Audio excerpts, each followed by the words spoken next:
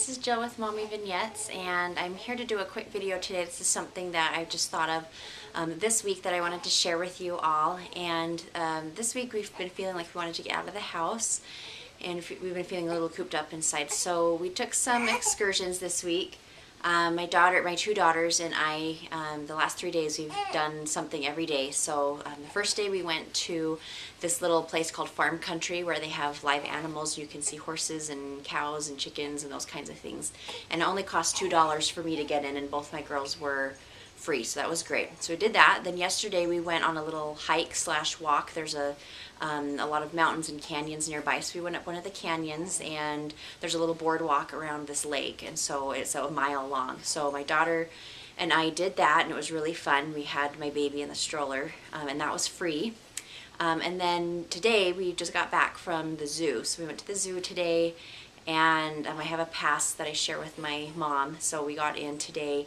I didn't have to pay because we have a pass, so we went there to the zoo. And from these last 3 days doing all these things with my girls, I just wanted to share some thoughts with you on kind of how to have a successful outing with your kids or with your child. So the first thing I wanted to share is that you need to be flexible. Okay, number one is be flexible. So don't have too many things planned out. Like today we just went to the zoo.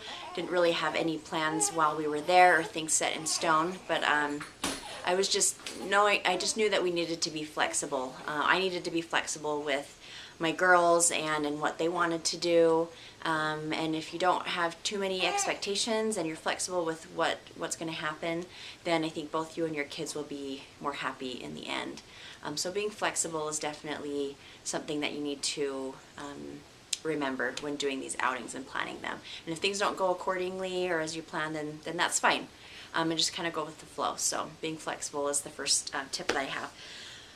The next is to be prepared. So these outings, I think you need to just prepare a little bit ahead. So we didn't decide to do any of these things until the day of, so we just decided today to go to the zoo. Yesterday morning we just decided to pack the car and go on a short little hike. So but being prepared means having things with you for the occasion, or for if anything should come up out of that's unexpected. So each day I prepared a bag ahead of time, a diaper bag, and we had plenty of diapers for my toddler and my baby. I had snacks. I packed a lunch ahead of time, just something really easy, just cheese and crackers, grapes, those kinds of things. So I had food. I had plenty of water and fluids for me and my daughter because it was hot outside.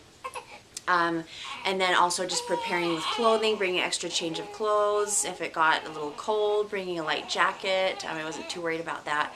But just being prepared for what could come up makes things a lot smoother. So if something happens, or you just want to be prepared with all the food and snacks and things that you need for the occasion. Okay, the next thing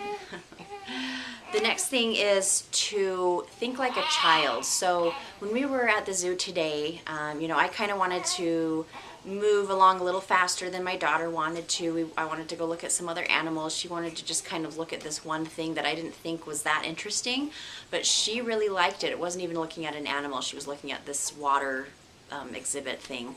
And it really excited her. And so I tried to kind of put myself in her shoes.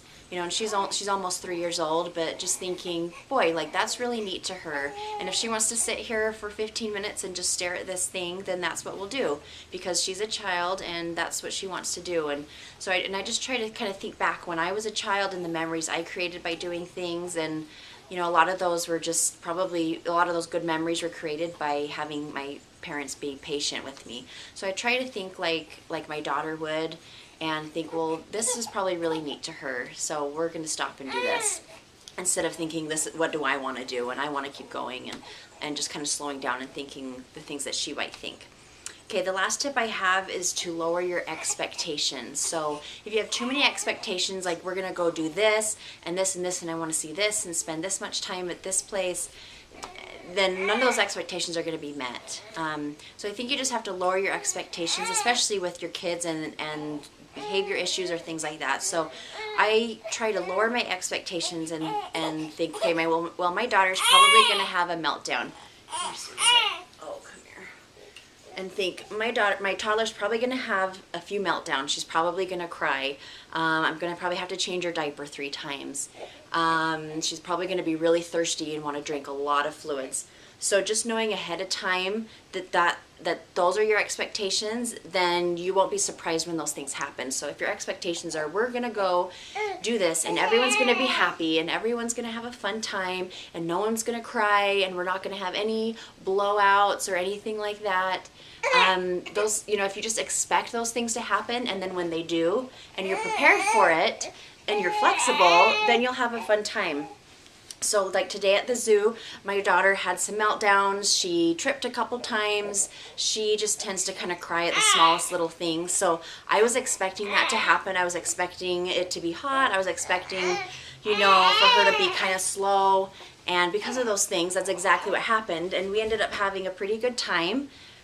Because I expected those things. So just starting out with lower expectations, I think your outing will turn out a lot better for you. So here's Abigail. She's awake and crying, as you can tell. So I can do an update on her another time. But if you guys have some more questions or please give me more video ideas, let me know.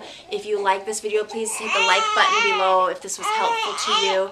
Comment below. Let me know what your tips and tricks are for doing inexpensive, fun things with your kids. And if you found some tips that help you out, I would love to hear those. Have a great day. Bye.